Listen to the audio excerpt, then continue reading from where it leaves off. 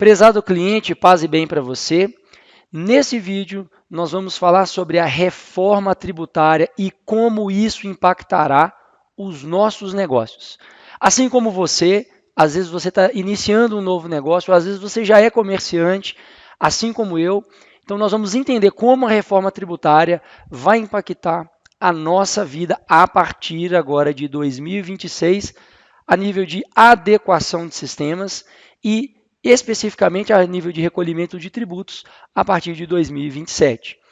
Primeiramente, meu nome é Renan Moraes, trabalho aí na área de automação de informática e de automação comercial, informática há 24 anos, prestando suporte técnico na área de tecnologia da informação e há 17 anos na área de automação comercial, desde quase do surgimento da nota fiscal eletrônica e todas as modificações desde então até o presente momento. Hoje nós fornecemos sistema de automação comercial, o sistema SG Master, ok? Que atende aí toda a legislação fiscal, não somente a questões fiscais, mas também a parte gerencial para a sua empresa. E eu vou deixar aqui o meu contato, tanto o número do WhatsApp quanto o e-mail, caso você queira entrar em contato. Então, qual é o objetivo dessa reforma tributária? Primeiramente, a gente tem que lembrar que, supostamente, o objetivo é a simplificação de impostos. O Brasil é um manicômio tributário. Loucura, simplesmente loucura, de tantos impostos que foram sendo criados ao longo desses anos todos, ficou uma loucura. E aí, agora resolveram simplificar. Porque eles são gente fina, gente boa? Não, porque eles precisam de dinheiro.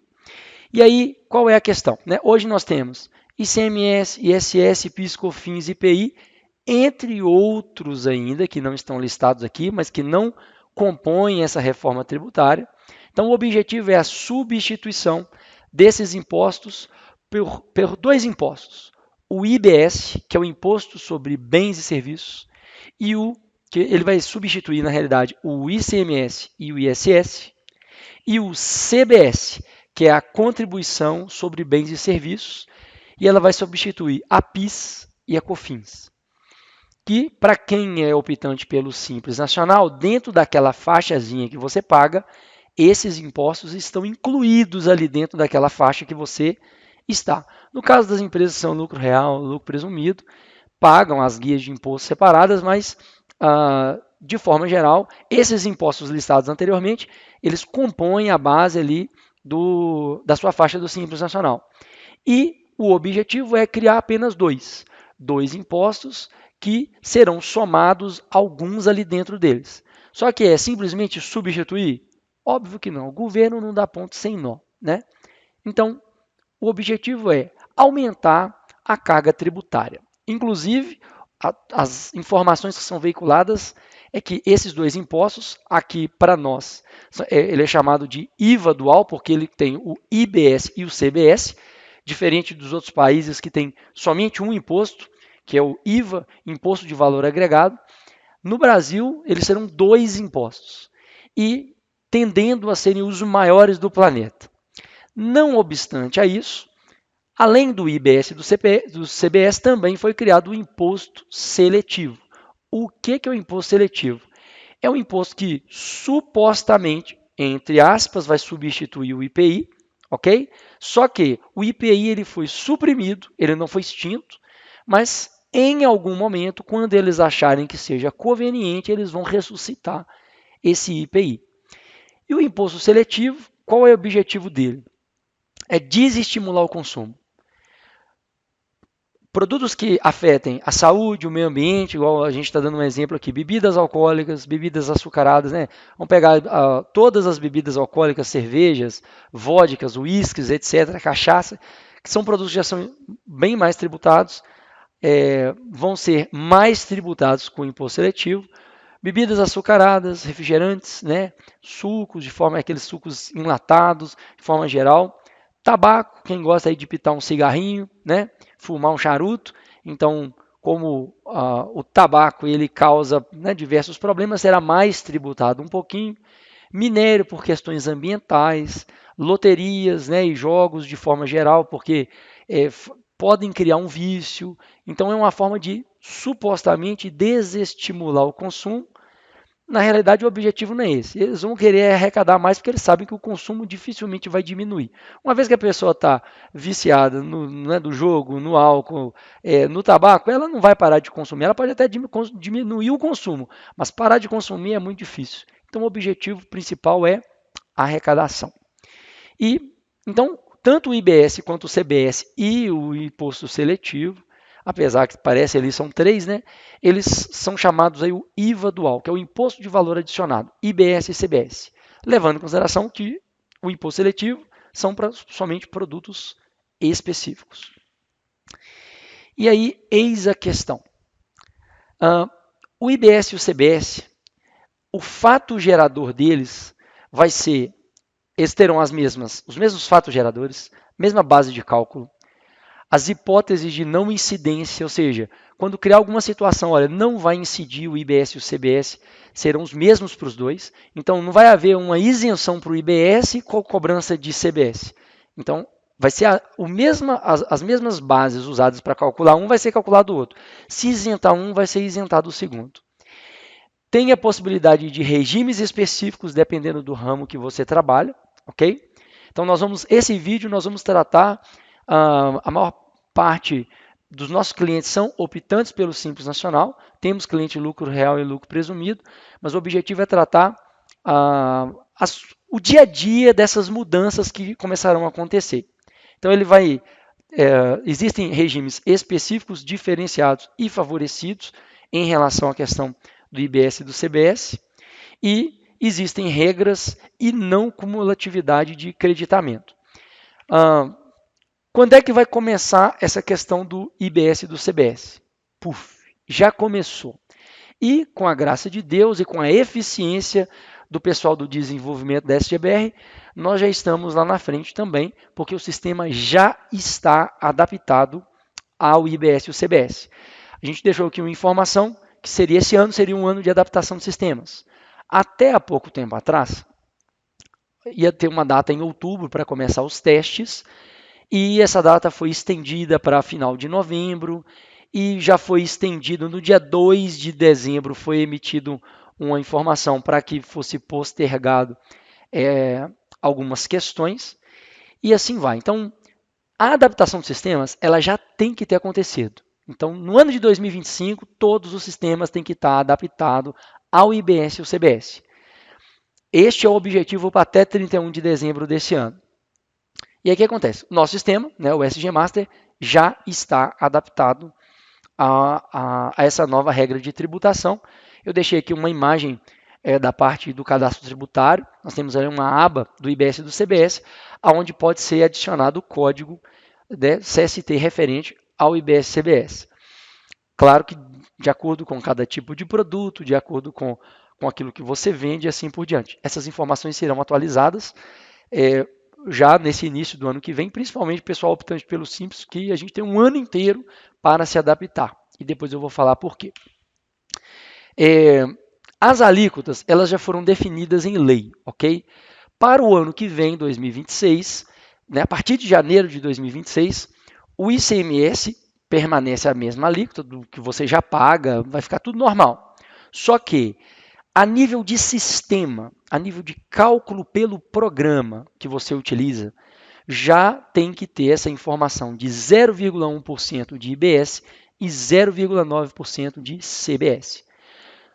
Isso é somente a nível de declaração, ou seja, quando você fizer um cupom fiscal eletrônico, quando você fizer uma nota fiscal eletrônica, dentro do XML dessa nota fiscal, haverá uma tagzinha em cada produto, ok? Cada lançamento de produto, uma tagzinha correspondente ao IBS e o CBS.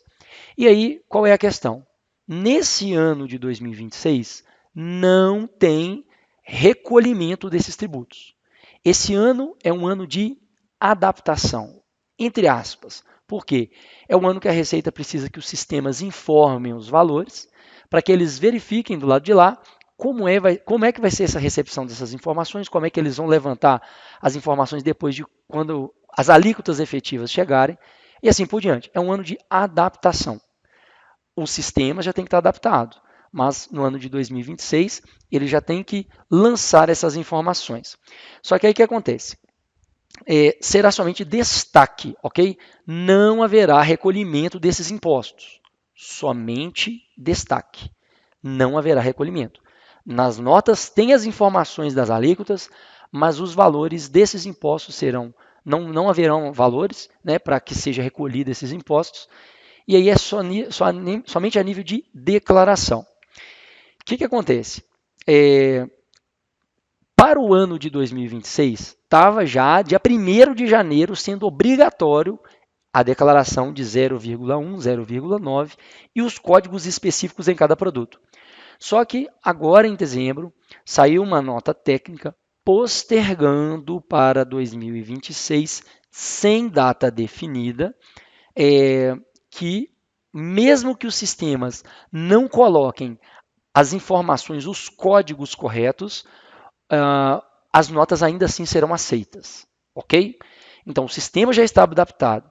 Tendo a informação correta ou não nos campos específicos, o governo não negará a nota fiscal. Se ela estiver correta, ele aceitaria. Se ela tivesse errada, ele negaria. Mas aí ele alterou essa obrigatoriedade para jogar mais para frente sem data definida. Significa que a gente tem 2026 inteiro? Possivelmente não. Talvez logo no início do ano que vem eles já estabeleçam as datas das cobranças e aí vai ser a fuga das galinhas, porque todo mundo vai ter que adaptar todo o cadastro de estoque ao IBS e o CBS. Fechou? Então essa é uma obrigação que todo comerciante deverá fazer, com auxílio da sua empresa de sistema, né? No caso, nós aqui ofertaremos esse suporte para o cliente, essa intermediação com a contabilidade. Aquilo que der para ser automatizado via linguagem de banco de dados, nós o faremos, mas aquilo que é específico, que tiver que ser feito manual, nós vamos passar o que o cliente vai precisar de fazer dentro do seu sistema e aí vai proceder com essas alterações dentro do seu cadastro de estoque. Quando chegar 2027 e 2028, as alíquotas mudarão. Já está estabelecido que o ICMS vai permanecer, o ICMS normal que a gente já paga, vai permanecer o mesmo, IBS 0,05 e o CBS ainda está a definir. Ou seja, a partir de 2027 já começa o recolhimento do IBS, porque ele já está definido, né, já tem a alíquota definida e tudo mais. O CBS ainda não tem a alíquota definida. Então, foi aprovada uma lei que se institui um imposto, mas que ainda não tem qual é a alíquota desse imposto. Vamos definir essa alíquota mais para frente, não vamos preocupar com isso agora. Então, a cabeça do legislador é complicadíssima, porque primeiro você aprova um projeto de lei que aumenta os impostos, mas não fala em quanto que vai aumentar. Só existe a previsão, que será o maior do planeta. Enfim, o que tem definido a CBS ainda será definida qual é a alíquota dela, só que a alíquota que for definida, ela será reduzida em 0,1%. Ou seja, dei um exemplo aqui, se definir 8% para o CBS, ele será efetivo de 7,9%, porque é menos 0,1%. A única coisa que tem dentro da lei é essa. Mas qual vai ser a alíquota definida? Não sabemos ainda. Rezaremos para que elejamos pessoas boas que pensem no público de forma geral, principalmente nos comerciantes e principalmente nos clientes finais.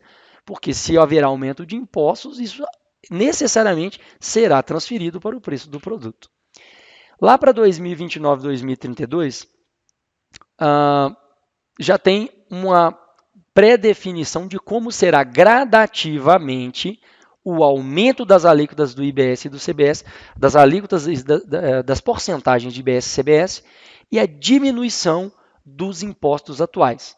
Então, isso será gradativo a partir de 2029, ok? Vai ser, por exemplo, lá em 2029, o ICMS e o ISS, 90%. E aí, 10% do IBS e CBS. Aqui está a definir, porque o CBS ainda não está definido, então será 90, 10, 80, 20, 70, 30, 60, 40 até 2032. Ou seja, o ICMS normal e o ISS normal vai ser 40% lá em 2032 do que vocês pagam hoje e 60% sendo recolhido já na IBS e no CBS. A partir de 2033, somem os outros impostos, eles são extinguidos, e passa-se somente a trabalhar com o IBS, o CBS e tem também o imposto seletivo, mesmo apesar do IPI ter sido suprimido, mas imagino que até lá eles arrumarão uma forma de usar esse imposto em algum momento. Hoje, né, dentro dos registros de operações de consumo, nós temos aí a nota fiscal eletrônica, ok? A NFE, quando você compra pela internet, né?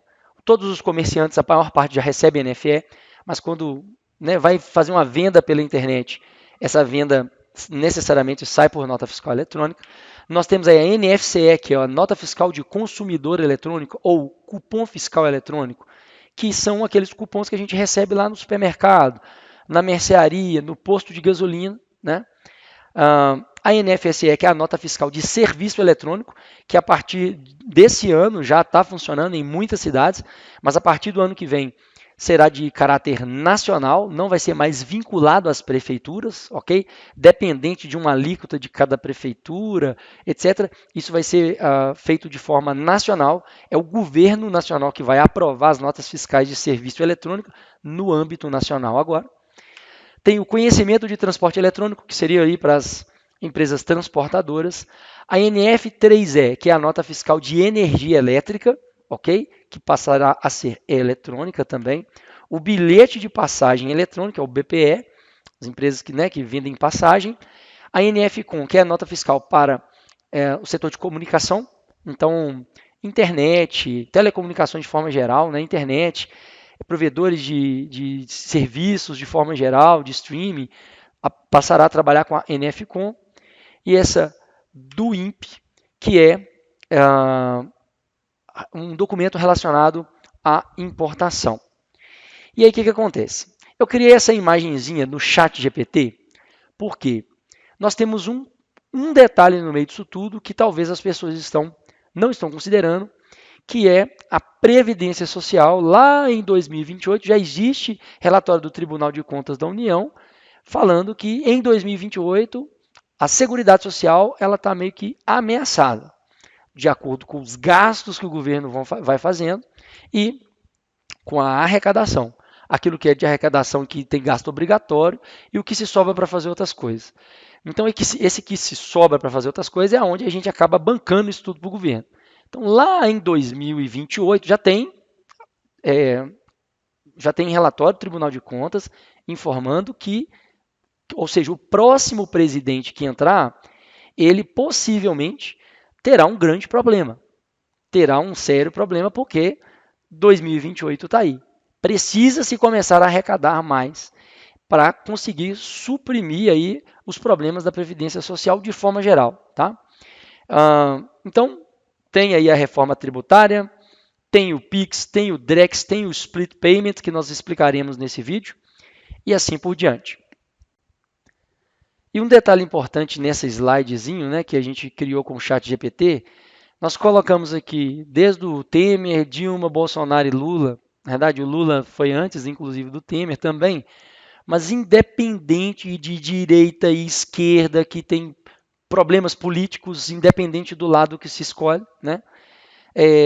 Eu lembro que o Pix ele não foi criado no governo Bolsonaro, ele foi publicado no governo Bolsonaro. Mas ele começou o desenvolvimento dele na saída de Dilma Temer, né? Na transição de Dilma Temer foi feita essa reforma. Então, Temer e Dilma estão ali juntos porque sai Dilma, entrou Temer. Mas depois entra o Bolsonaro e implanta o Pix. E dentro ainda dessa transição da implantação do Pix, já foi pensado o DREX, que seria uma CBDC, uma Central Bank Digital Currency, que seria uma moeda digital de Banco Central, que seria um problema para todo mundo. É algo bom para o governo porque ele passa a ter controle sobre literalmente todas as movimentações, que nada passa por banco mais, mas tudo passa pelo governo. Mas isso já foi pensado na época do governo Bolsonaro. E aí agora, beleza, tem o governo de esquerda, o governo Lula, e também está surfando a onda do DREX. Tentaram implantar de uma forma, não deu certo, o projeto não foi extinguido, eles ainda estão pensando em novos desenvolvimentos para conseguir permanecer utilizando o Drex. Em algum momento eles vão achar um caminho e vão implantar. E o mais novo, que seria o Split Payment, que isso será objeto daqui a pouco de uma explicação. Então, essa reforma tributária, né, ela tem um objetivo, arrecadar mais.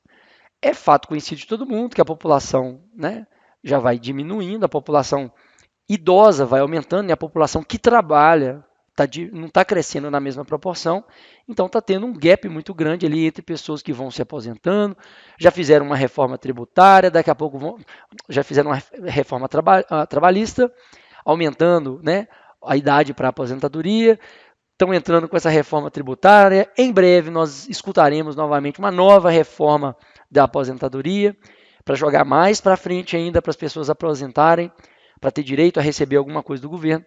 Então, assim, fora tudo isso, a gente ainda tem uma porrada de outros problemas, que nós vamos falar aqui. Né? O Pix, detalhe, tem muito comerciante, muito, que não aprendeu com o erro dos outros. E aí eu vou deixar claro que é uma informação. Lá na década dos anos 2000, né, já se veiculava a possibilidade de pegar a máquina de cartão no CPF do dono das empresas. Por quê? Máquina de cartão que se passa no CPF não tem que tirar nota. Isso perdurou durante um bocado de tempo. Né? Muita gente, muito comerciante, pediu máquina no CPF, recebendo as vendas de cartão no CPF, esquecendo que aquilo tudo uma hora ia ser declarado. Detalhe, o Pix, que está sendo mostrado aqui na tela, ele é do governo, ele é do Banco Central. Ele é somente o meio de pagamento, assim como o cartão de crédito e o débito. Só que tem um detalhe, ele é do governo. O governo sabe todas as transações que aconteceram ali. Tem identificador, tem tudo, de qual conta saiu, para quem foi, de qual CPF para qual CNPJ, ou de qual CNPJ para qual CPF. Então o governo tem controle de todos os PIX que são movimentados. Inclusive ele sabe o CPF das pessoas envolvidas com as empresas também. Né? Seu CPF está no seu contrato social. Então o governo sabe das suas movimentações. E tem muita gente que, inclusive, não declara ou declara parcialmente os PIX. Está correndo o risco de cair em malha fina. Essa outra imagem que nós colocamos aqui de imagem gerada pelo chat GPT, que é a venda de cartão de crédito e débito sem a devida declaração. Todo mundo sabe que tem muita gente que vende no cartão de crédito, vende no cartão de débito, inclusive no Pix, e não tira nota fiscal. Você corre um sério risco de cair em malha fina. A Receita tem uma grande probabilidade de você em algum momento cair numa malha fina e tomar uma mordida do leão. E a mordida do leão é complicada. Nós vamos falar dela lá no finalzinho desse vídeo. Logo depois, né, do Pix vem o Drex, que ele é uma moeda digital, como eu disse, que ele é do Banco Central e o Banco Central é do governo brasileiro. Não é difícil de imaginar que o governo tenha controle de tudo aquilo que é movimentado dentro da plataforma dele. Né? Mas, em algum momento, entrará já na reforma tributária uma coisa chamada Split Payment, que será, hoje, por exemplo, quando você vende com a sua máquina de cartão, o que acontece? Você passou lá R$100, sua taxa de crédito lá é 3%. O que a operadora de cartão faz? Retém R$3, deposita para você R$97, certo? Então, a partir dessa reforma tributária, o split payment, que vai englobar não somente as operadoras de cartão, mas todas as fintechs, os bancos, as financeiras, as fintechs, tudo isso vai entrar dentro do mesmo bolo, que é o quê? Declaração para o governo daquilo que está sendo movimentado. Às vezes as pessoas falam assim, não, mas eu uso um aplicativo aqui que não é banco. Ele também será obrigado a informar para a Receita Federal as movimentações das empresas. E detalhe, não acha que essas empresas vão sonegar a informação da Receita Federal, não? Porque para elas existirem como empresa dentro do Brasil, a Receita Federal vai cobrar que elas implantem esse controle e reportem esse controle, né? E você acha que elas vão deixar de declarar, deixar de poder existir ou funcionar dentro do Brasil para poder atender um capricho de um comerciante? Duvido, né? Então, o que vai ser o split payment? Seja através da máquina de cartão, seja através do Pix, possivelmente num futuro através de um Drex, as operadoras reterão já uma parte do imposto do governo. Isso de forma gradativa até a implantação total do IBS e do CBS, que vai ser lá em 2033, certo? Lá em 2033, quando você vender, já haverá retenção automática do valor da operadora e do governo também. Hoje, todo comerciante que vende do dia 1º ao dia 30 do mês, logo que vira um mês, é feita a declaração pela contabilidade para cálculo do imposto, e aí é gerado o seu Simples Nacional para o dia 20. Né? Ou seja, a venda realizada no dia 1º de novembro, a gente só paga o imposto dela efetivamente no dia 20 de dezembro. E assim por diante. No dia 2, você ganha 50 dias, 49 dias, 48 dias, entre aspas, que esse dinheiro não foi para o governo, você utiliza ele como um capital de giro. Né? Então, às vezes, sei lá, você vai pagar 10 mil de Simples Nacional. Esse dinheiro, enquanto está na sua mão, você está girando, você está comprando mercadoria, está fazendo outras coisas girarem, etc. Então, você não precisa pegar capital de giro, você usa esse dinheiro do imposto durante um tempo, até que você efetivamente tenha que pagar o tributo para o governo. Isso lá em 2033 vai acabar. E gradativamente isso será retido através da operadora de cartão e também das fintechs, né? Seja a parte bancária, etc. Já haverá esse tipo de retenção. O governo vai passar a permear todas essas informações para que ele arrecade o máximo possível. Hoje o governo recebe o imposto do mês anterior até no dia 20 do mês seguinte. A partir disso, o imposto será online, ao vivo. Então, vendeu, pagou imposto. E esse imposto já ficou retido. É mais ou menos o que acontece no Canadá, é mais ou menos o que acontece nos Estados Unidos, que você tem o valor do produto, você tem o valor do imposto, e aí você paga ali na notinha, vem o valor do produto e o valor do imposto. E aquele valor do imposto já fica para o governo automaticamente. Hoje, o valor do imposto vai para o governo só no dia 20 do mês seguinte. Só que isso vai acabar com essa mudança, ok? O que acontece? Dentro dessa reforma tributária, o governo vai utilizar a base do CAD único, que é a maior parte das pessoas hoje no Brasil. Parece loucura o que eu vou falar, mas é muita gente pendurada na teta do governo. Tem muita gente recebendo Bolsa Família, tem muita gente recebendo vários tipos de auxílio e os impostos serão para bancar esses auxílios também, certo?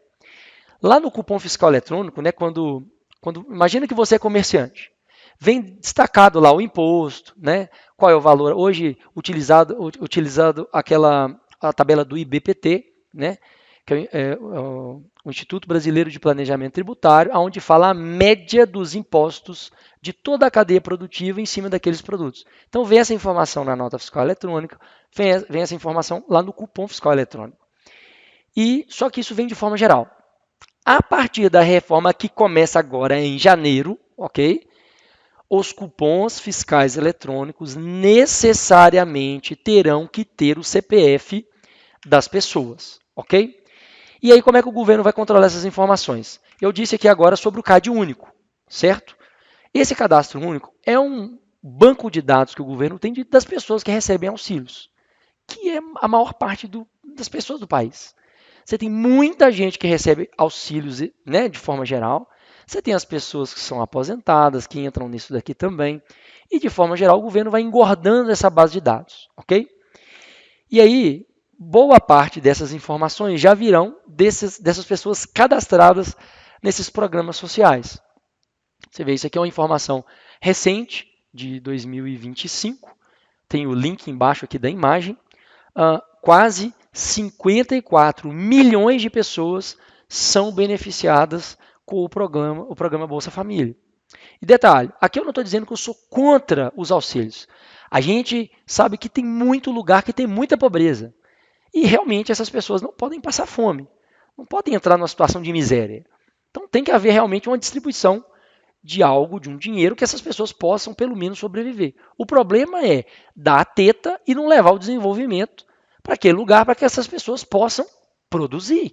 Porque não tem como você ficar eternamente recebendo um dinheiro de auxílio, né?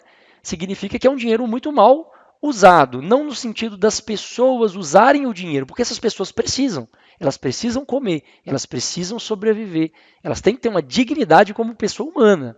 E neste ponto, eu sou totalmente a favor do imposto. Agora, o negócio é, essas pessoas não podem ficar eternamente dependentes desse processo, né? E tem que existir, seja pela iniciativa municipal, estadual, federal, levar o desenvolvimento para aquela região para que essas pessoas possam efetivamente trabalhar. Porque senão você não tem pessoas trabalhando. Quem gosta de receber auxílio, em geral, não quer trabalhar. Ou se vai trabalhar, não tem afinco ao trabalho, não preocupa, né, em ser um bom profissional, porque se sair, às vezes a pessoa recebe auxílio e pede para trabalhar sem ter carteira assinada, para ter o dinheiro que ela recebe do trabalho que ela exerce efetivamente, sem muito compromisso, e ela tem também o dinheiro do auxílio. Então, assim, isso é muito complicado, porque quem que banca isso tudo? Somos nós.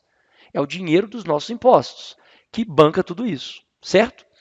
Além disso tudo, tem auxílio gás, tem agora aí recentemente aí pé de meia, dá dinheiro para os meninos estudar.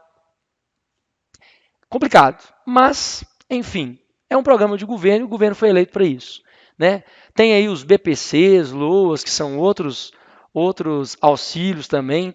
Tem o INSS, que tem as pessoas que se acidentam, tem as pessoas que, né, que perdem membros, etc. ali. Às vezes é só um acidente de trabalho que não vai perder nada, mas que a pessoa vai voltar depois. Mas durante um tempo ela recebe esse auxílio.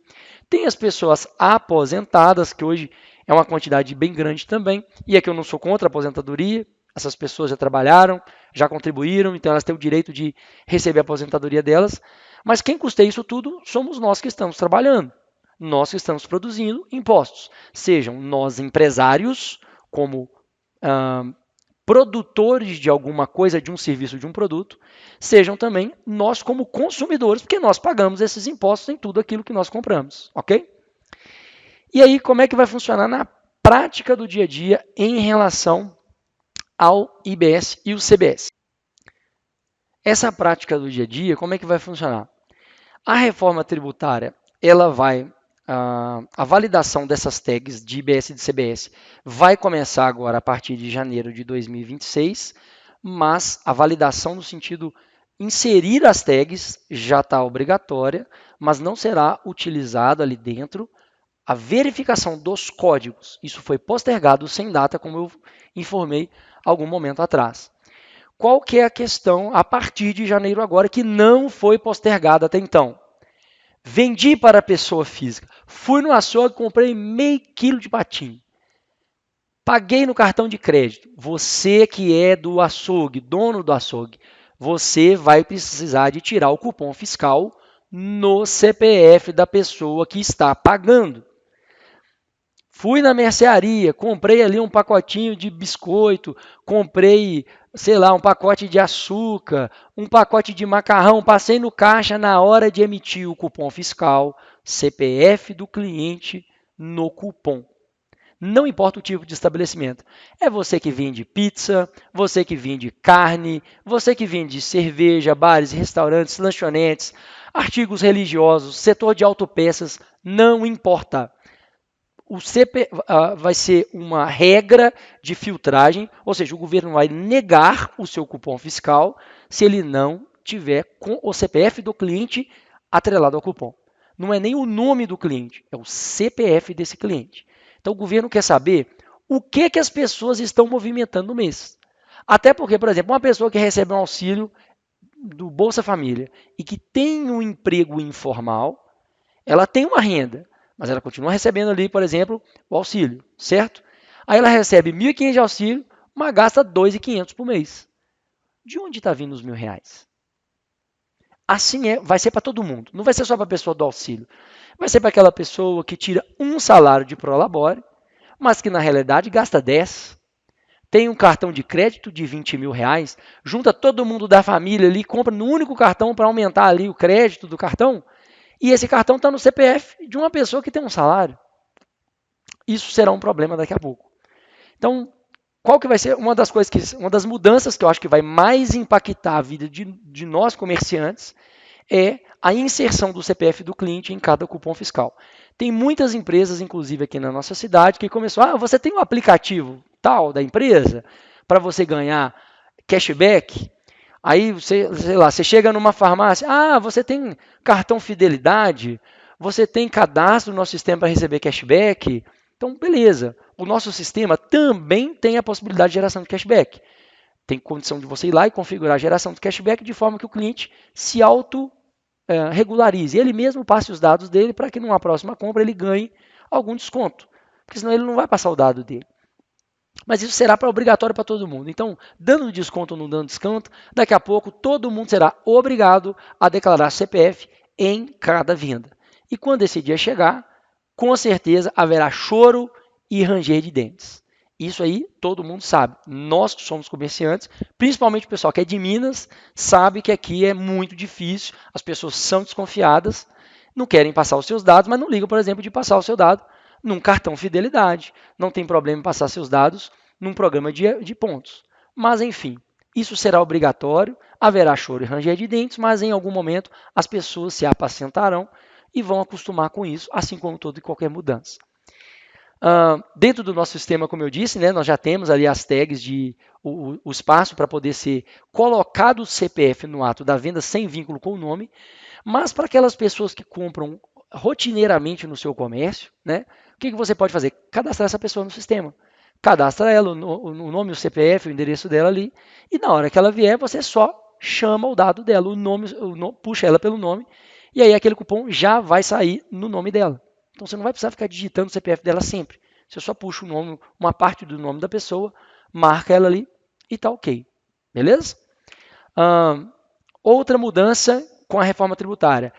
Você que é posto de gasolina, você que é estabelecimento que vende, sei lá, salgados, se você é uma lanchonete, às vezes produz salgados, não é uma lanchonete, mas produz salgados, é um restaurante e tal, e que vai gente de empresa comprar no seu estabelecimento e compra em nome da pessoa jurídica, ok?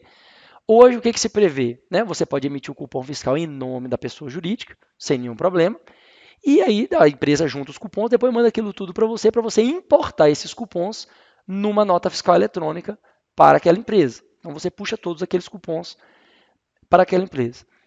E uma dessas mudanças, será que isso vai acabar? Não vai poder isso acontecer mais.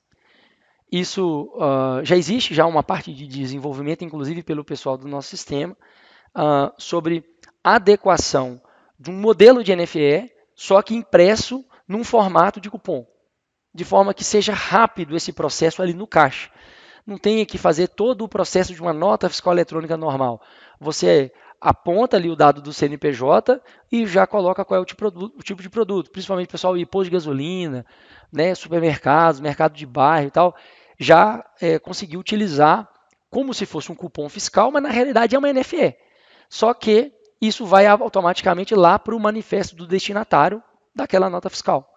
E aí você vai simplesmente importar essa nota fiscal, que na realidade é uma nota fiscal impressa num formato de cupom, mas que você vai poder utilizar isso lá. Então, essa obrigatoriedade ia começar agora em janeiro, ok? Só que foi registrado esse ajuste CINEF 43, que essa obrigação foi postergada para 4 de maio de 2026. Então, nós temos aí praticamente 4 meses, né, para esses estabelecimentos se adequarem a esse tipo de utilização, né? Mas tem prazo ainda. Não vai parar agora em janeiro. Pararia. O governo negaria o cupom fiscal que tem um cliente PJ apontado. Então isso aí, vamos dizer assim, deu uma abafada, foi postergado mais para frente. Pode ser que seja postergado de novo? Claro que sim. Mas pode ser que não seja? Pode também. E se não for, a partir do dia 4 de maio, isso passa a ser obrigatório. No próximo tema, a gente vai para uma outra situação. Se você vende com pagamento antecipado, qual é a questão? Como é que funciona hoje, né? Se você vende com pagamento antecipado, você não vai recolher tributo porque você não entregou o produto, certo? Então, normalmente, quem vende com pagamento antecipado emite uma nota fiscal eletrônica com CFAP 5922 para cobertar o dinheiro.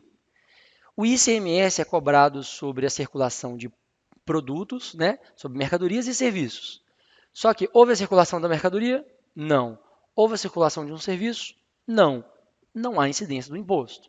Então, emite a nota fiscal, normalmente, né, emite-se a nota fiscal com CFLP 5922, não paga nenhum centavo de tributo sobre isso. E aí, quando efetivamente você for entregar o produto, né, aí sim emite-se ali uma nota fiscal eletrônica com CFLP 5117, e aí sim, efetivamente, sobre essa nota fiscal, você vai pagar o seu tributo. Mas, se você levar 3, 4, 5 meses para entregar aquele produto, 6 meses, às vezes você desenvolve um produto, recebeu antecipadamente, mas vai entregar daqui 6 meses. Pessoal que trabalha aí com móveis planejados, que recebem, né, valores adiantados, quem trabalha desenvolvendo peças, que recebe dinheiro adiantado também. Então, hoje funciona dessa forma, legalmente falando. Então, acoberta-se o dinheiro com a nota fiscal, depois vende esse produto e aí sim é feito o recolhimento do imposto. Como é que vai funcionar na reforma tributária? Né? Se você recebe um sinal, já vai ser recolhido 20% em cima do valor do sinal. Aí você foi lá e deu mais uma parcela, né? Vai ser recolhido 25% sobre o valor dessa parcela. E aí, o imposto efetivo lá no final, né, isso vai variar de acordo com o seu regime tributário, claro, ok? Mas, em geral, vai ser ali na casa dos 28% de imposto total. E aí, como é que funciona? Dentro de R$ 1.000, né, se fosse olhar certinho o valor, né, do imposto, seria 280, né, levando em consideração a reforma tributária. Só que lá no sinal paga-se 20% sobre o sinal. E aqui eu dei um exemplo ali de dar R$ 300 de entrada, 20%, R$ 60 já vai recolher. Aí você foi lá e deu outra entrada, né? Deu uma entrada não, perdão, deu um outro valor. Deu R$ 400, né? Nesse valor total de R$ 1.000, vai recolher 25% em cima de 400, que é R$ 100, ou seja, já recolheu R$ 160. Na efetiva entrega, será faturado o valor integral do produto, que é de R$ 1.000, calcularia-se R$ 280, né? Só que o preço do imposto final vai ser só 120, porque já pagou parte do imposto anteriormente. Isso será para todo mundo? Isso será também, por exemplo, para o Simples Nacional? Eu imagino que sim. Em geral, a maior parte dessas regras da reforma tributária vai aplicar principalmente para o lucro presumido e o lucro real. Mas para o Simples Nacional também será afetado em vários quesitos, principalmente esse quesito, por exemplo, de declaração do CPF do cliente na venda do cupom fiscal. Ok? Quem que vai entrar nessa norma, nessa reforma tributária? Né? Olha que interessante. Na lei fala o seguinte, que todo fornecedor que desenvolva, ou toda pessoa que desenvolva atividade econômica. E aí ele coloca lá como fornecedor, né? Por quê? Se o governo entende que você tem uma recorrência, né, ou seja, você tem uma atividade econômica que você exerce ela, né, que são os quinais das empresas, então, ok, você desenvolve uma atividade econômica, então você está apto a pagar o IBS e o CBS, ok? Mas também aquelas pessoas físicas que fazem serviços particulares e tal e recebem dinheiro com recorrência, isso será utilizado como base de informação para se presumir uma recorrência de uma atividade econômica. E aí vai ser tributado da mesma forma. Então tem que tomar cuidado, porque às vezes a empresa, a pessoa, sei lá, ela tem um CNPJ, ela exerce uma atividade, mas ela tem uma atividade informal lá atrás. Sei lá, ela pode trabalhar como programador durante o dia, mas ela pode ser, sei lá, fazer pizza à noite, fazer sanduíche e receber dinheiro de forma recorrente na conta dela. Então, isso será um problema porque o governo considerará, para fins de cálculo do IBS e do CBS, a recorrência das movimentações financeiras. Ok? Dessas atividades que tenha, tá vendo? Ó, habitualidade ou volume que caracterize a atividade econômica. A gente sempre conhece uma pessoa ou outra que faz alguma coisa em casa de forma, né, de um jeito informal. Às vezes produz uma linguiça, faz um sanduíche, faz uma quentinha, né, um marmitex ali. Então, essas pessoas que têm dinheiro recorrente caindo de CPFs diferentes na conta dela, através do Pix, né? Através do cartão de crédito e do cartão de débito ali com uma maquininha de cartão vinculada ao CPF dela, vai cair na malha para pagar isso, para pagar o IBS e o CBS. Eu não concordo, eu acho que é uma injustiça, mas vai acontecer. O governo quer pegar todo mundo, não é um ou outro. Ele quer arrecadar de todos os lados. Por exemplo, quem trabalhava aí com locação de equipamentos e máquinas, né? A regra da locação não encaixa nem no ISS e nem no ICMS, ou seja, não era recolhido efetivamente imposto sobre as operações de locação, né? A partir da reforma tributária incidirá IBS e CBS sobre locação de equipamentos e máquinas também, né? Quem exerce aí alguma atividade profissional, mesmo que não seja regulamentada. Vamos dar um exemplo assim, não existe a atividade de massageador de burros, de cavalos. Você faz o quê? Eu canto historinhas de ninar para animais dormirem. Não tem a profissão de contador de historinhas de ninar para animais. Não existe uma regulamentação daquela profissão especificamente. Mas, se exerce uma atividade profissional, haverá o recolhimento do IBS e do CBS da mesma forma.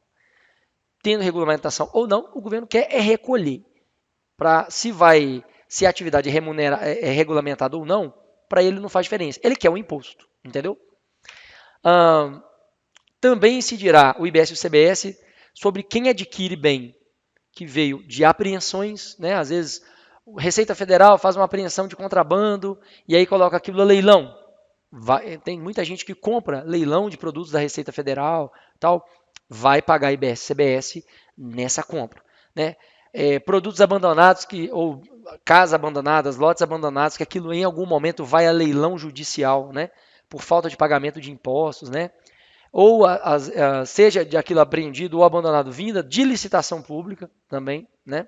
Às vezes um órgão público faz uma licitação ali para, sei lá, para desembolar algum BO, algumas máquinas estragadas, essas coisas assim, de comprar aquele lote, vai pagar IBS e CBS, né? Leilão judicial também, da mesma forma. E aí entra, claro, existem outras situações que eu não estou listando aqui, mas estou listando situações de clientes que nós atendemos, ok? E quem não vai pagar IBS e CBS, né? Primeira regra tributária que não vai pagar IBS e CBS, o nanoempreendedor. O nanoempreendedor é aquele cara que fatura metade do limite do MEI, isto anualmente falando. Então, se dentro de um ano a pessoa faz, né, se a receita bruta dela vai variar ali até R$ 40.500 no ano, né, ele não vai incidir IBS e CBS sobre os produtos que essa pessoa, né, que esse empreendedor pode vender. Ele tem lá o CNPJ, às vezes ele está até inscrito como MEI, mas que o valor que ele faz mesmo anualmente é um valor muito irrisório. E aqui detalhe, vou botar um detalhe bem grande, não adianta só negar informação. Às vezes você, não, vou receber na minha pessoa física, não vou receber na jurídica, porque aí eu, né, declaro menos na jurídica, então eu sou nanoempreendedor, mas recebo R$ 100.000 na pessoa física. Você vai cair na malha fina. Não pense que será diferente de você, que você vai ser diferente das outras pessoas.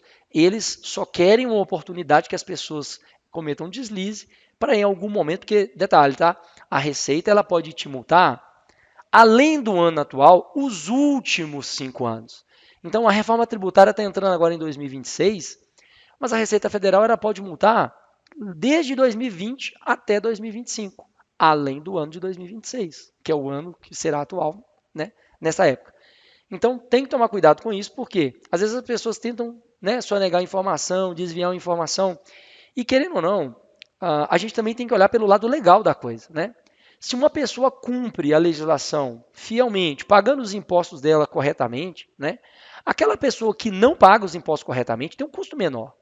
E se essa pessoa tem um custo menor, ela concorre de forma desleal com quem paga correto. E aqui eu não estou dizendo a favor que eu sou a favor de pagar imposto à torta e direito, não. A questão toda é que se uma empresa ela é obrigada, às vezes, a pagar salário, piso salarial de uma categoria, Às vezes a empresa tem lá obrigações dentro de convenção coletiva de trabalho, por exemplo, de pagar valor X por dia de alimentação para os seus funcionários, e aí vem um concorrente que não paga o piso salarial, não paga aquele valor que é devido ali, por exemplo, à alimentação do trabalhador. Essa pessoa tem um custo menor. E se ela tem um custo menor, essa outra empresa tem um custo menor, ela pode incorrer num processo trabalhista? Claro que sim. E vai custar muito mais caro lá na frente. Mas se não chegar a ver o processo trabalhista, ela concorre de forma desleal com quem está pagando seus impostos devidos. Então, assim, tem que também pensar nesse tipo de situação, né? Ah, eu estou agindo com uma concorrência de forma desleal. E aí? Isso é correto? Perante a lei não é correto, mas eu consigo pagar totalmente hoje? A gente sabe que tem muita gente que, principalmente o pessoal que está começando, né? Não vai ficar declarando muita coisa. Quer tentar esconder as informações o máximo possível para conseguir ter caixa para fazer alguma coisa, para crescer um pouquinho. Mas tem que tomar cuidado com isso, porque isso vai ser um problema a partir de 2026. Outra questão, produtor rural, pessoa física ou jurídica, que tem receita bruta anual abaixo ali de 3 milhões e 600 mil. Então, esses produtores rurais, pessoa física ou jurídica, eles estão, vamos dizer assim, fora da IBS e da CBS, desde que sejam produtores rurais, ok? Aí eu tenho aí clientes que são produtores rurais, então fiquem espertos, porque aferiu a receita bruta, não é lucro, é receita bruta de 3 milhões e 600 em um ano, isso aí seria 300 mil mês, ok? Teve receita acima de 300 mil no mês, já cai a IBS e a CBS, ok? Já está obrigado a pagar. Outra situação que não entra na IBS e CBS, transferência entre matriz e filial. E detalhe, aqui eu deixo bem claro para os nossos clientes.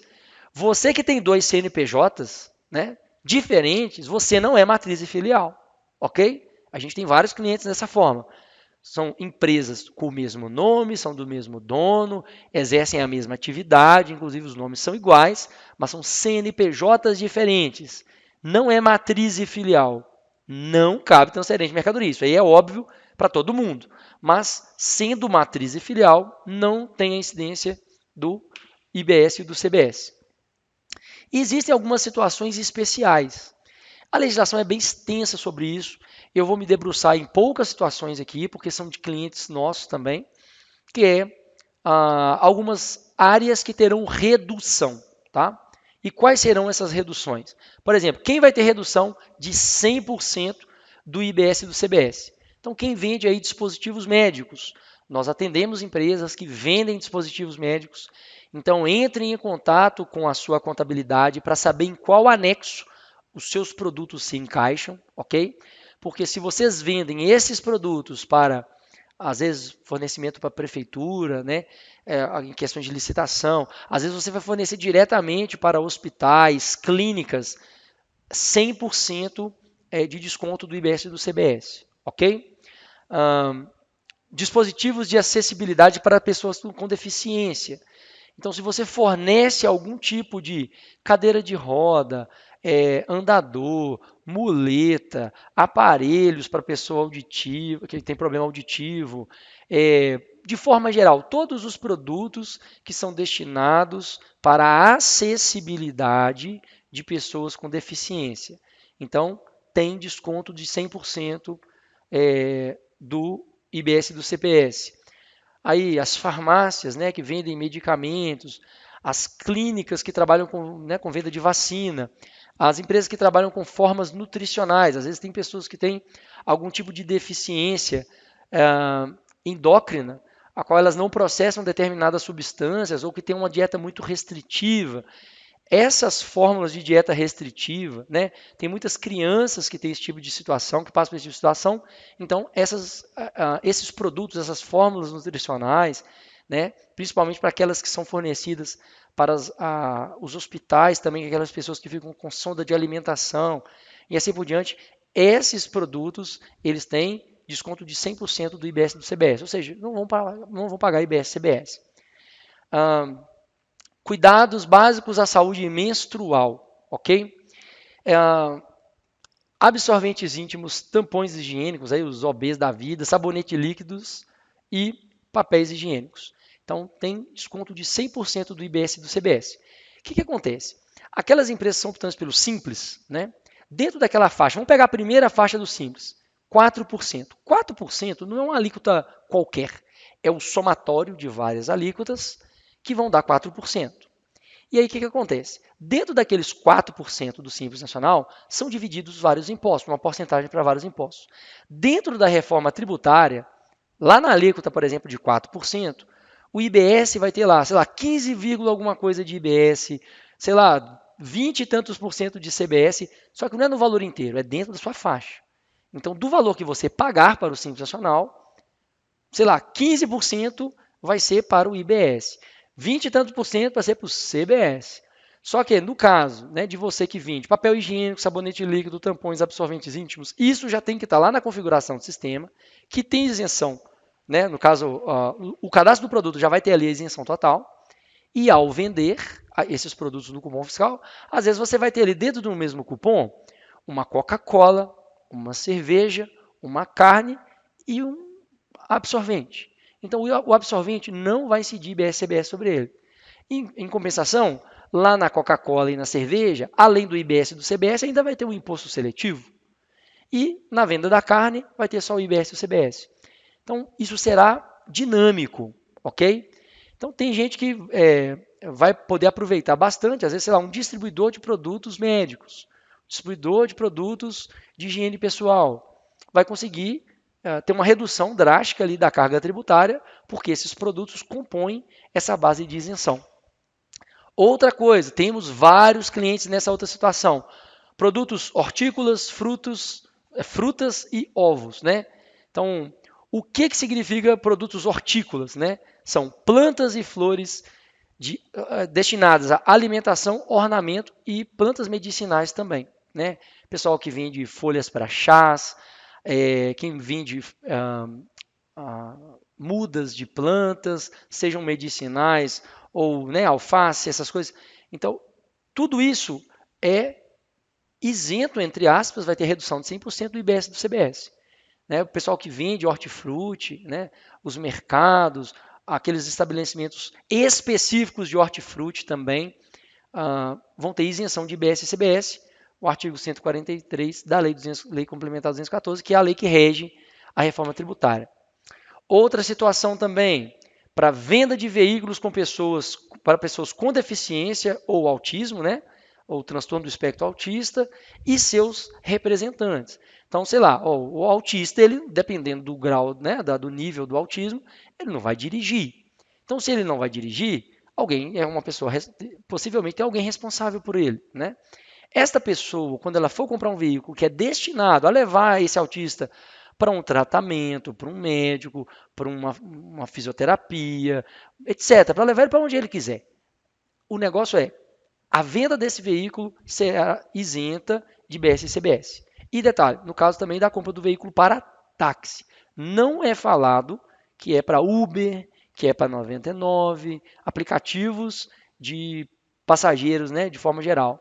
Mas para táxi. O que a lei coloca é para táxi, ok?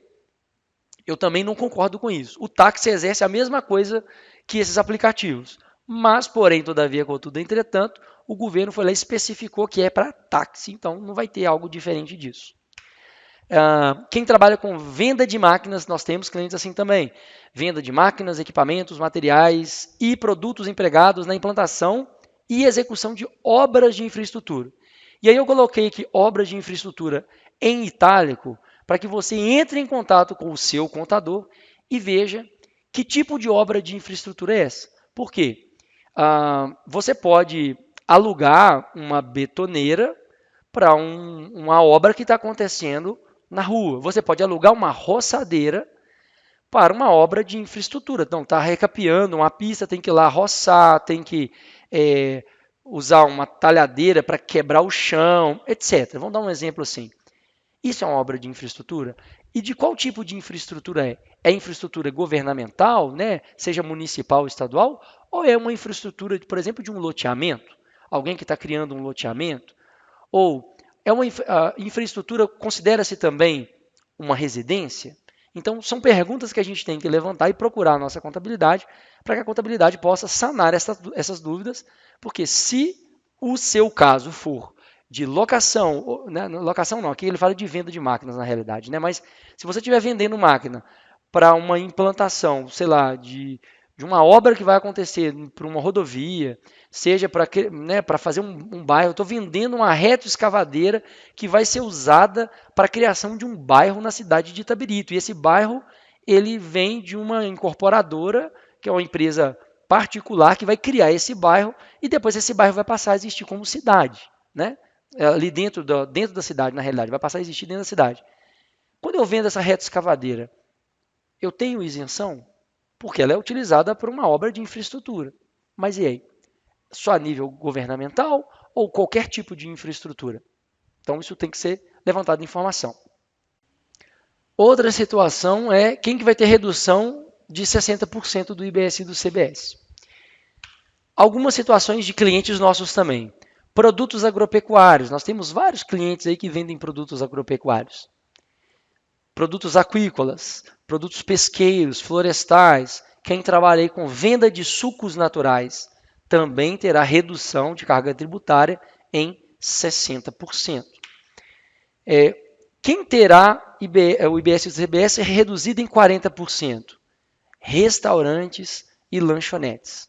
São estabelecimentos que vendem comida, acaba, né, que tem aquilo não fica para ser usado durante uma semana, né?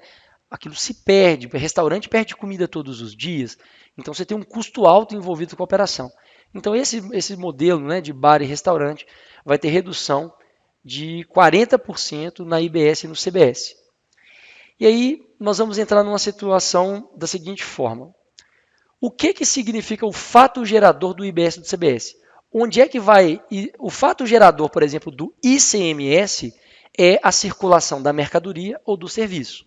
Vendi o produto, executei o serviço, tem incidência do ICMS.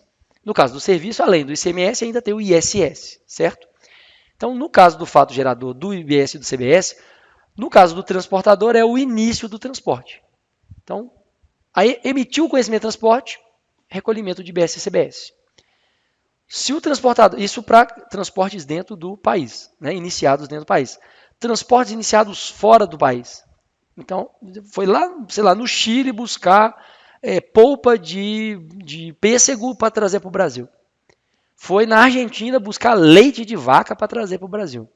Então, o transporte iniciou lá e veio para cá. Então, na hora que entrar aqui, na hora que terminar o transporte, aí sim tem a incidência do IBS e do CBS. Nos demais serviços, todo tipo de prestação de serviço é no término do serviço. Então, finalizou o serviço, cobrou, é igual como já acontece hoje também. E uma das principais mudanças da reforma tributária é para onde é que esse imposto vai, para onde é que o IBS e o CBS vão, né? Quando você está vendendo um bem móvel, material, então, ou seja, está vendendo um produto, hoje existe guerra fiscal entre os estados, muita guerra fiscal. Existem estados que têm imposto de 7%, tem estados com imposto de 12%, de 18%, de 25%, etc. Então, você tem guerra fiscal entre os estados. E, em geral, quem sai ganhando? Aquele que tem o menor imposto com onde vende.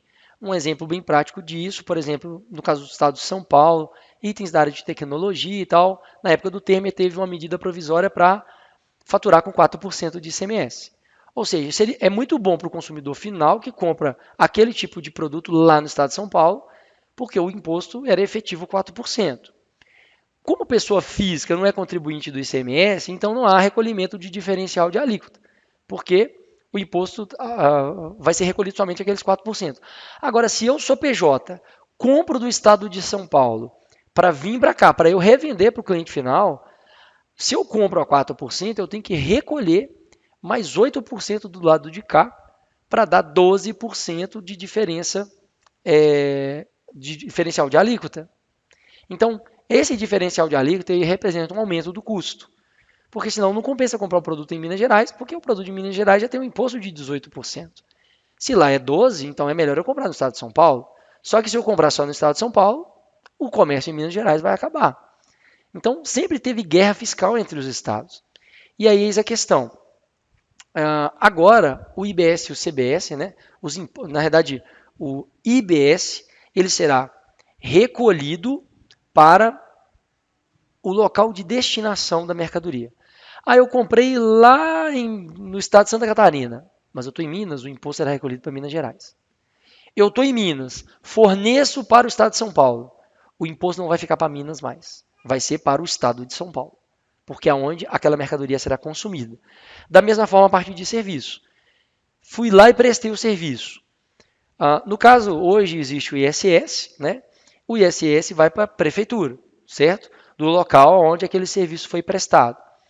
Mas, por exemplo, e quando você compra um software que é software como serviço? Esse software como serviço, em geral, o ISS é recolhido para a prefeitura da cidade onde a empresa está. Né? Software como serviço aí hoje. Então, a partir de agora, o imposto, né, no caso do IBS, será recolhido para a cidade que é contratado aquele produto, né? Aquele software, aquela, etc. Todo tipo de atividade que é uma atividade de serviço. Ah, você é um palestrante, emite nota fiscal de serviço da sua palestra. O ISS, que hoje é ISS, na realidade vai compor o IBS, né? Ele será recolhido para a cidade de destino, para a cidade de quem está contratando essa, essa palestra, por exemplo. E aí, como é que funciona hoje? Né? A União ela vai fixar, né? Ela fixa a alíquota do CBS. Ou seja, o governo federal vai fixar qual que é a alíquota do CBS, lembrando que ele compõe o PIS e o COFINS, certo? O Estado, né, por exemplo, no caso aqui o Estado de Minas Gerais, o Estado ele fixa, né, a alíquota do IBS. Só que a prefeitura da cidade, cada município vai definir a sua alíquota de IBS.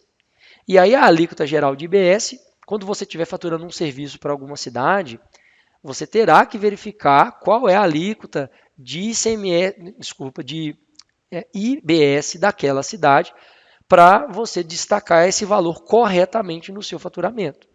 Porque esse imposto será recolhido em favor da cidade de destino do seu serviço. Nós somos da cidade de Itabirito.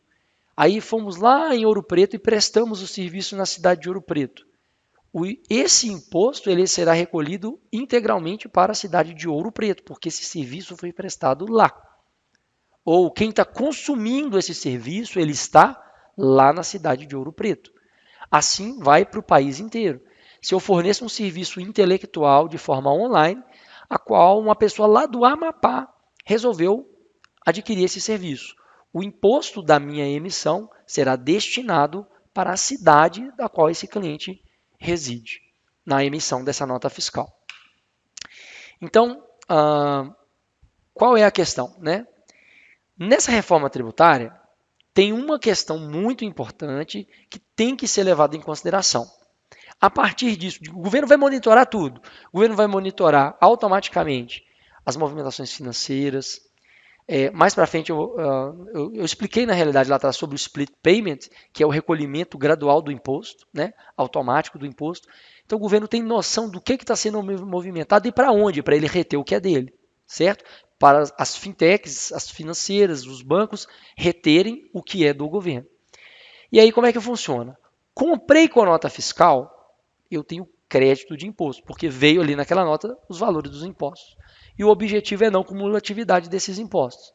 Então, comprei, eu vou ter crédito desse imposto ali. É como se fosse um lucro real, ok?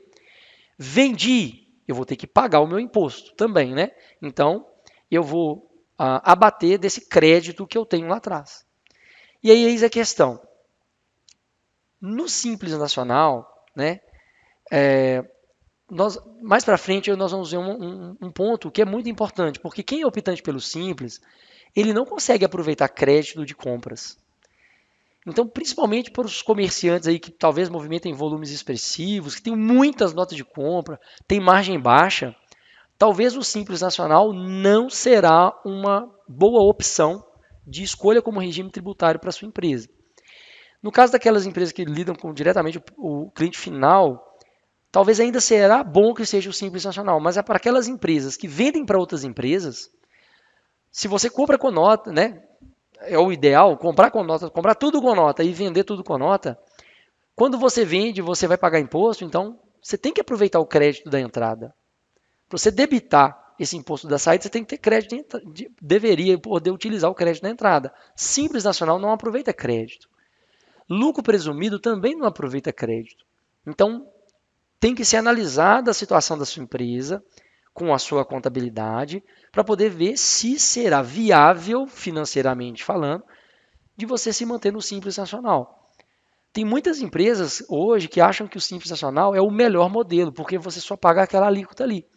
Só que dependendo da situação, se sua margem é muito baixa, se você tem muitas compras, você deveria não ser do Simples Nacional, claro, através de uma análise financeira, uma análise tributária também, dependendo do que você for vender, para onde você for vender, etc., para que você consiga lidar com a melhor escolha do regime tributário para sua empresa, para você pagar menos impostos.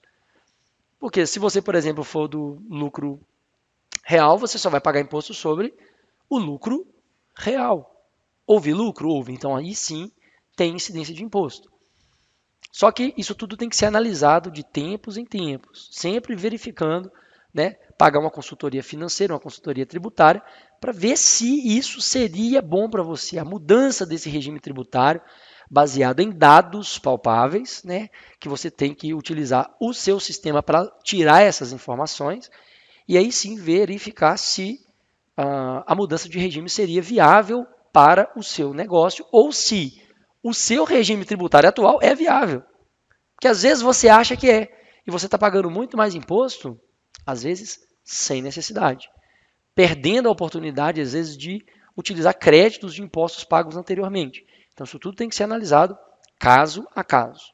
Agora, nós vamos entrar numa outra situação que é muito peculiar, que a gente sabe que acontece com muitas empresas e você que é comerciante tem que tomar cuidado, ok? Omissão de receita. Prestem bem atenção, tá? Omissão de receita. Qual é a questão? Na omissão de receita, o governo vai verificar a seguinte questão: venda de produtos e serviços sem nota fiscal. Dinheiro foi movimentado da conta da pessoa física para a pessoa jurídica, não teve documento de contrapartida. Preste atenção nisso. Como eu disse ali há pouco tempo atrás, existem pessoas físicas, comerciantes que querem receber na pessoa física, porque supostamente na pessoa física você não paga imposto. O imposto da pessoa física é infinitamente superior ao da pessoa jurídica. Então, se você receber, sei lá, 100 mil reais na pessoa física, você vai pagar 27,5% de imposto de renda. Se você receber 100 mil reais na pessoa jurídica, dependendo de qual faixa do Simples Nacional você tiver, você vai pagar 4 mil reais de imposto. Então, tem que prestar atenção nessa situação, porque é melhor pagar 4 mil do que pagar 27,5. Concorda? É uma questão matemática. Razão, né? Então, a gente tem que buscar o caminho do pagar menos imposto, certo? Dentro das formas legais de se pagar menos imposto, a escolha do regime tributário correto faz parte delas, né? E receber dinheiro na pessoa física não é um tiro no pé, é um tiro nos dois pés, porque é só uma questão de tempo para o governo notificar as movimentações. E a gente sabe que tem muita empresa que recebe serviços, venda de produtos, às vezes produtos sem nota, né? Compra produtos sem nota, vende sem nota, porque não tem como tirar nota, né, daquilo que não comprou com nota fiscal. Então recebe na pessoa física, e recebe Pix, e recebe cartão de crédito, e recebe cartão de débito. Isto será um problema, e não será um problema para ontem, para depois de amanhã não, tá? É um problema para ontem. Acordem enquanto é tempo, porque o governo não está dando ponto sem nó, ok? E eu não estou falando aqui para todo mundo ficar com medo, não sei o quê. Não, é para todo mundo ficar consciente. Justamente porque, dependendo da multa que você tomar, pode te tirar do mercado, pode fazer sua empresa fechar, pode fazer você ficar ruim das pernas, né? Dependendo da situação, se você não pagar, seu nome vai para uma dívida ativa. Dívida ativa, se você vende o rim da sua mãe e se não pagar, ou se o rim da sua mãe não pagar o que você está devendo para o governo, você continua com seu nome negativado. Então tem que tomar cuidado com esse tipo de situação para você não fechar o seu negócio, não acabar tendo problemas, né, financeiros, tributários com o seu negócio. Outra situação também, né, Pagamentos feitos na conta do banco da pessoa jurídica de contas que não são dela. A gente sabe que tem muito empresário que paga a conta da pessoa física lá na continha da empresa.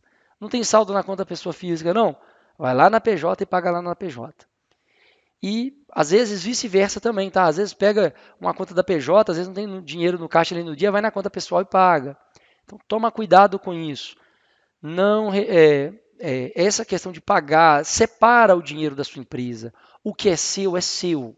Você pode ser dono da sua empresa, mas o que é seu da pessoa física, ele é diferente do que é seu da pessoa jurídica. Por mais que a sua pessoa física seja dona da jurídica, o carro da pessoa jurídica não é da sua pessoa física, ele é da empresa. Por mais que a empresa seja sua, ele se torna um bem seu também porque ele é bem da empresa, porque a empresa é sua.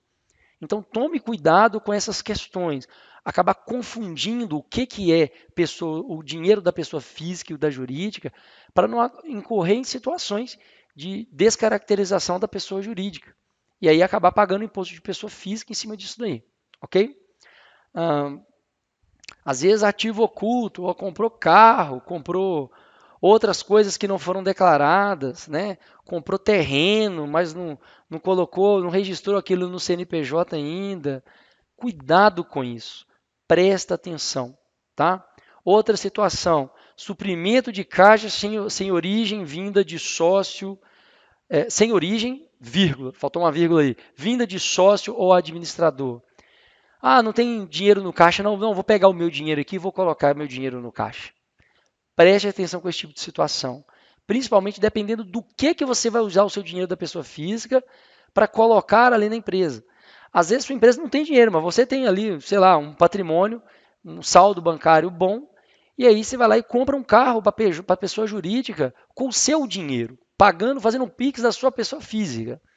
Cuidado com isso, porque esse dinheiro está sendo usado para a pessoa jurídica, então você tem que levar esse dinheiro lá para o seu capital social para você utilizar esse dinheiro lá. Existem meios legais de fazer isso. Então toma cuidado com isso, porque isso será um problema daqui a pouco também. Outra situação que é muito típica de bastante comerciante que a gente sabe que acontece. Diferenças apuradas entre entradas e saídas de mercadoria. Pô, eu comprei 1.000 produtos, vendi 2.700. Aí no outro mês eu não tinha saldo. Se eu tivesse, sei lá, eu tinha um saldo de 300, comprei 1.000. Meu saldo é 1.300. Vendi 2.400 unidades. Espera aí. Mas se você tinha 300 e comprou 1.000, como é que você vendeu 2.400? De onde veio 1.100 unidades? Acorda para a vida. O governo não está dando ponto sem nó. O objetivo dele é arrecadação, ok? Outra situação, alteração de valores de custo de mercadorias para mascarar valor de inventário. A gente sabe que tem muitas empresas, tem muitas situações de que as pessoas têm lá um volume considerável em inventário dentro do sistema. Ele comprou muito com nota fiscal no ano todo. Aí vendeu muita mercadoria com nota, mas vendeu sem nota também. Vendeu sem nota, ok. Vendeu sem nota. Não tem aquele produto no estoque, quer dizer, aquele produto não está no estoque, mas fiscalmente está. Ele não saiu de lá. E aí bate lá um inventário, pô, você tem, sei lá, 3 milhões de reais. Não, eu não tenho isso aqui não, eu tenho 500 mil de mercadoria aqui, só não tem 3 milhões. De onde sumiu? Para onde foi 2 milhões e meio de mercadoria? Então tem que tomar cuidado com isso, porque em questões de alteração de valores de inventário, né? Às vezes no ano você declarou que aquele produto custou, sei lá, 10 reais. De um ano para o outro você fala que ele custou R$ 1. Você mascara o valor do inventário justamente para que o valor do inventário condiga com a verdade, com a realidade, mas na realidade aquele produto já nem está ali mais, já saiu. Acorda para a vida, o governo não é burro, o governo não é um idiota. E existe inteligência artificial envolvida por trás dos sistemas do governo. E eu sempre falo com o pessoal, isso tudo é só uma questão de tempo. Tem gente que ainda não foi pego, mas tudo é uma questão de tempo para o governo notificar. E se você faz as coisas corretas, você bota a sua cabeça no travesseiro, dorme com tranquilidade. Se você não faz tudo certo, pode ser que você acorde com uma dor de cabeça. Então, tem que tomar cuidado com isso. Declaração de vendas inferior ao declarado pelas operadoras de cartão de crédito e débito. Olha, tem bastante gente que faz isso, hein? Vende no cartão de crédito e débito, não declara o valor integral que recebe. Gente, a operadora de cartão não vai deixar de declarar para o governo quanto ela ganha sobre as suas vendas. E o governo, ele não quer te notificar com um dia. Ele vai dar corda, ele vai dar corda.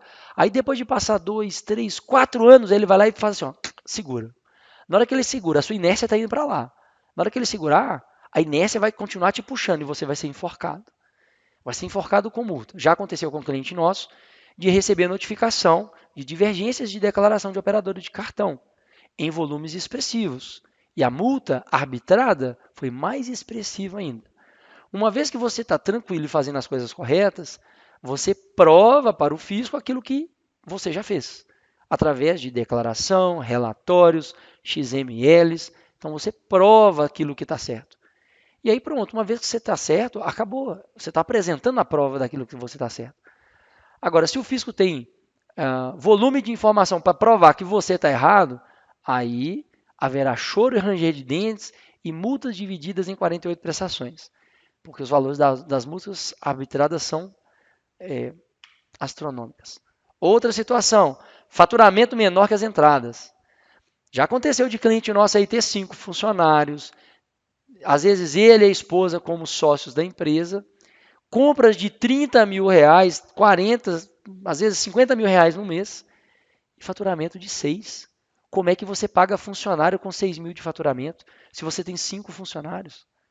Só de folha de pagamento, só do salário do funcionário já são 7 mil e tanto.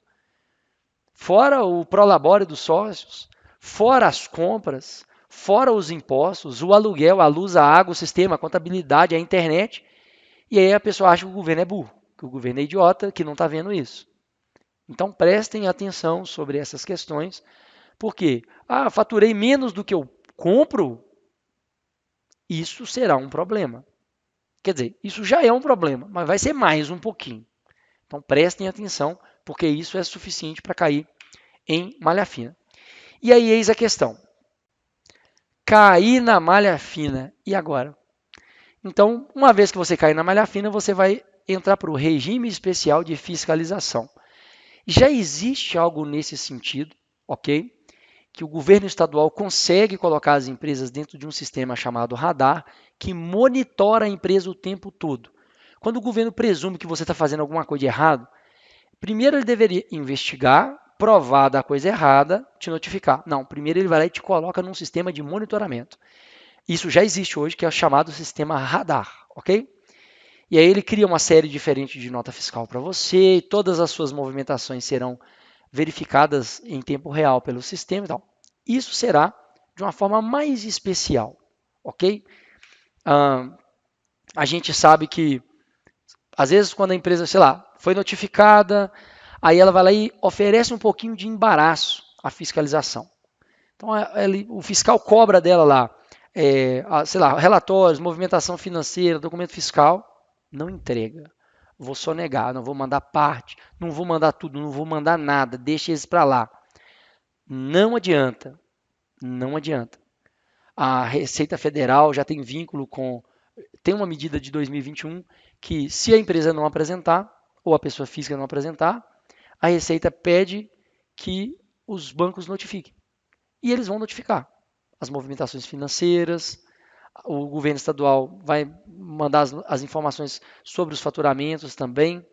Então, negar sem justificativa plausível. Eu estava internado, eu não tinha como entregar essas informações. Ok, beleza. Agora, sem justificativa para fornecer documento, relatório e movimentação financeira, acorda. Se cair na malha fina, vai sofrer duras penalidades. Resistência à fiscalização. Chegou, sei lá, o governo apurou que você está sonegando, chega o fiscal dentro da sua loja para, olha, eu quero nota fiscal de tudo aqui dentro. Não, você não vai entrar aqui não. Ok, a loja é sua, você pode, dentro do seu direito de proprietário daquele local, você pode impedir que aquela pessoa entre no seu estabelecimento. Ok. Só que isso é uma resistência à fiscalização. E aí eis a questão. Outra situação, falta de KNAI no CNPJ. Às vezes você tem uma atividade, mas você exerce ela parcialmente, você tem 10 atividades que você exerce sem estar habilitado no KNAI. Preste atenção, porque isso será um problema também, ok? Fiscalização, ela vai ser ininterrupta, então o resultado disso é, você será fiscalizado durante um tempo, possivelmente, que não é o tempo todo, né, o resto da sua vida, mas durante um período, até você quitar a sua responsabilidade com o governo, você vai ser fiscalizado ininterruptamente. Vai existir um controle eletrônico sobre as operações de forma compulsória, como já acontece hoje pelo sistema radar, por exemplo, mas vai ser de uma forma pior. Você sabe que quando você deve ao governo, se ele bloquear o seu certificado digital, ninguém vende para você e você não vende para ninguém. Então não tem como fugir. Porque se você não conseguir vender, né, com nota fiscal, ainda existiria a possibilidade de você vender sem nota. Só que, e os seus fornecedores, para faturar para você, seu CNPJ não pode estar bloqueado. E se estiver bloqueado, ninguém vende. E vai ser todo mundo que vai vender sem nota? Possivelmente não. Então tem que tomar cuidado com isso, né? Entra também nesse controle especial da emissão dos documentos fiscais, que eu já disse, né? E o acompanhamento da movimentação financeira da empresa. A partir daquele momento, o governo começa a fiscalizar a movimentação financeira da empresa. Tem que tomar cuidado com isso. São questões que vão impactar diretamente as empresas. Em resumo, tá? Aqui agora é uma questão da minha opinião. Não quer dizer que todo o Simples Nacional será inviável? Não. Em geral, para aquelas pessoas que vendem diretamente para pessoa física na ponta, né, não estão vendendo para pessoa jurídica, talvez tenha uma pequena diferença, né, na forma de trabalho, pode ser que tenha um pequeno aumento de carga tributária, mas no geral o jeito de trabalhar vai ser da mesma forma. Agora, se você é Simples Nacional e vende para indústrias, vende para grandes empresas, talvez o Simples Nacional não seja o melhor regime tributário que você possa escolher para sua empresa. Por quê? Nessa nova forma de trabalho, como existe a possibilidade de aproveitamento do crédito das entradas, ou seja, do imposto que você pagou lá na entrada, talvez não seja viável você ser do Simples por você perder esses créditos. Porque ao vender, você vai recolher esse tributo. Se você não pode aproveitar os créditos de entrada, talvez não seja o Simples Nacional, vamos dizer assim, o seu regime correto, ou o regime melhor. Então, vai necessitar que você, que seja do Simples Nacional, identificar que tipo de atividade você faz, né? Não, eu vendo para pessoa física. Ok. Se o seu modelo de negócio é venda direta para o consumidor final, talvez seja realmente a melhor opção ainda. Mas, se você vende para PJ, não, eu sou do Simples, mas eu vendo para pessoa jurídica. Talvez Simples Nacional não seja a sua melhor opção. Tem que ser feita uma análise financeira e tributária sobre as suas operações, né? Talvez se contratar um consultor financeiro e tributário para essa finalidade, para analisar cenários com informações palpáveis. Então, você vai saber que tipo de produto você vende, para onde você mais vende, qual é o tipo de tributação sobre cada tipo de produto, tem isenção, tem diminuição de 60%, de 40%, etc. Existem inúmeras situações dessas diminuições da carga tributária. E aí, você tem que ser analisado a nível de item. Pô, quantos produtos desses eu vendi por ano? Vale a pena eu mudar de regime tributário? Vale a pena eu ser lucro presumido? Vale a pena eu ser lucro real? Tudo tem que ser analisado cenários. Porque aqui nós estamos falando de impostos, mas existem outras implicações dos regimes tributários. Por exemplo, o INSS. No Simples Nacional é uma carga de 20%, mas que é retirada ali no salário do funcionário, se eu não me engano, de 8% a 11%, e a empresa complementa com o restante. Se você muda de regime, né, para um lucro presumido, um lucro real, o seu INSS é sobre 30%. Esse aumento de carga tributária, por exemplo, em cima do INSS, tem que ser levado em consideração para saber, por exemplo, se vai valer a pena a mudança de regime tributário. Ou se vai valer a pena você ter duas empresas, uma no Simples Nacional e outra no lucro real. O faturamento real é emitido, ser emitido pela empresa lucro real e a maior parte dos funcionários estarem ali registrados na empresa do Simples Nacional. Tudo isso tem que ser pensado e analisado. Mas isso aí tem que ser conversado com a contabilidade, com o consultor financeiro e tributário, para ver se vai valer a pena ou não. Cada caso é um caso. Não vai ter uma receita de bolo padrão. A gente, por exemplo, tem clientes que vendem hortifruti granjeiro. Talvez para esses clientes vai continuar valendo a pena ser do Simples Nacional, porque vai ter isenção de 100% de IBS e CBS. Então, em vez de ter um aumento da carga tributária, pelo contrário, vai ter uma diminuição da carga tributária. O imposto vai ser menor. E aí vai valer a pena ser do Simples Nacional. Né? Enfim. Como eu disse, né, quem lida direto com o Simples Nacional e para aqueles que fornecem para pessoa jurídica. E ainda dentro da lei complementar, né, ela ainda fala que aqueles que são optantes pelo Simples Nacional, eles vão poder recolher o IBS e o CBS, né, fazer uma escolha de recolhimento do IBS e do CBS dentro do regime regular para tentar ver a possibilidade de aproveitamento de uma parte desses impostos pagos na entrada. Mas é muito provável que isso aí não vai seguir para frente, o ideal vai ser mudança do regime tributário. Então isso tudo tem que ser analisado caso a caso. Né? Lucro presumido. Talvez não seja vantajoso ser do lucro presumido, porque não vai aproveitar o crédito da entrada. Mas às vezes dentro do presumido, por exemplo, na área de restaurantes e lanchonetes, né? Bares e restaurantes, como tem muita perda de mercadoria, né? Principalmente naquilo que é de comida, né? Às vezes tem uma alíquota que seja vantajosa ser, por exemplo, do lucro presumido. Então tudo tem que ser analisado caso a caso. E no lucro real, né? O lucro real aproveita os créditos da entrada para ser abatido de tudo aquilo que você vende também. Né? Na verdade, como você tem a pagar, você aproveita aquilo que você já pagou para poder pagar somente aquilo que é seu mesmo. Pode ser que seja vantajoso? Pode, mas você tem aumento de custos com sistema, você tem aumento de custo com contabilidade. Então, tudo tem que ser analisado. Né?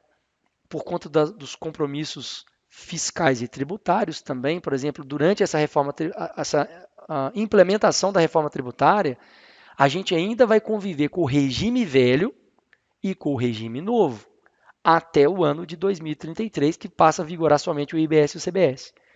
Mas até lá vão ser dois regimes tributários. E nesses dois regimes tributários ainda vai haver a necessidade da declaração, por exemplo, de quem é lucro real e lucro presumido, declaração do SPED fiscal. Né? Geração ali do Sintegra também, relatórios, XMLs. Então, durante um bom tempo, seja do Simples Nacional ou do lucro presumido ou do lucro real, nós ainda vamos conviver com a transição de regime tributário, né? de forma da tributação. E nessa forma de tributação, nessa transição, será que vai ser vantajoso eu ser do simples? Será que vai ser vantajoso eu ser do lucro presumido, do lucro real? Ou o lucro presumido vai ser totalmente inviável, que vai acabar sendo extinguido e vai permanecer simples nacional e lucro real? Não sabemos ainda.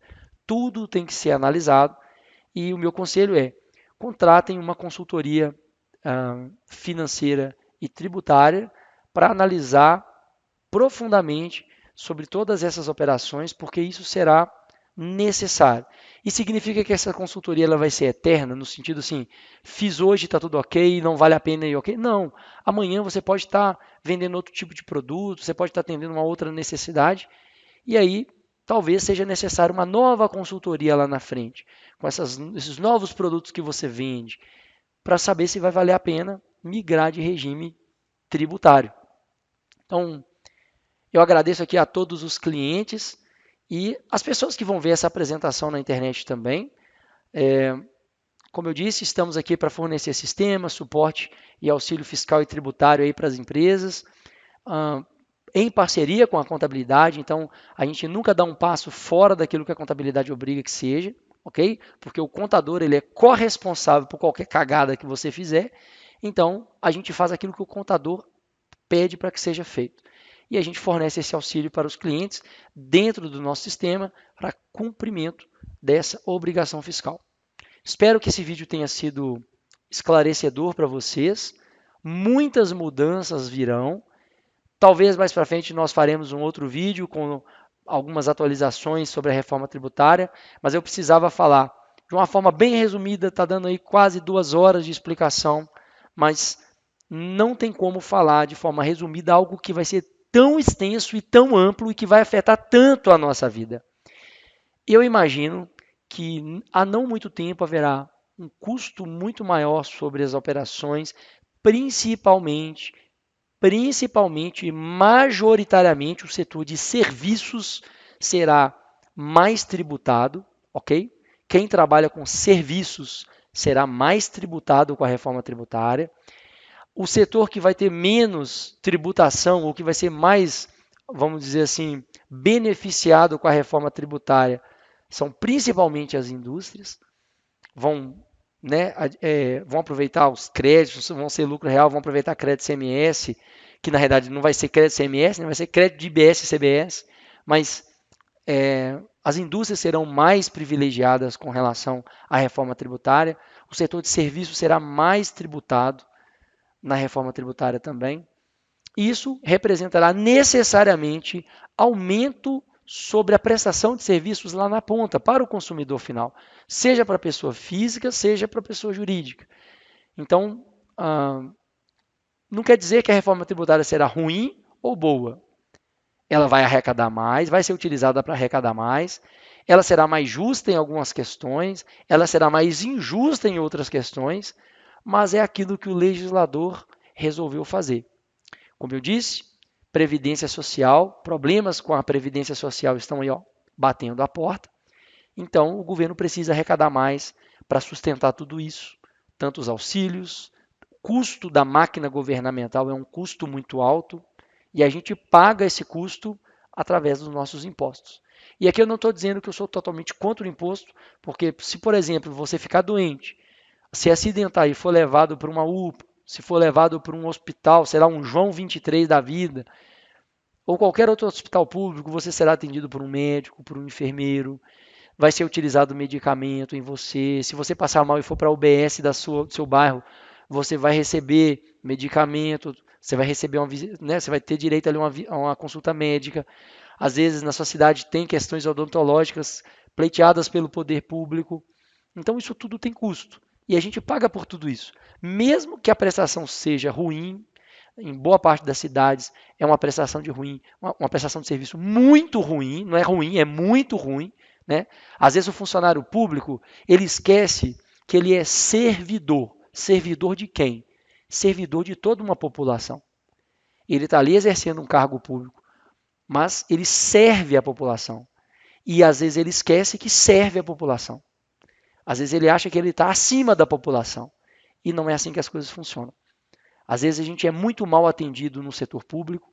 Eu já fui mal atendido em diversas situações, em UPA, em UBS, em prefeitura, mas é aquilo que a gente tem que lidar no nosso dia a dia e orientar a próxima geração para não ser ruim como as pessoas que estão hoje.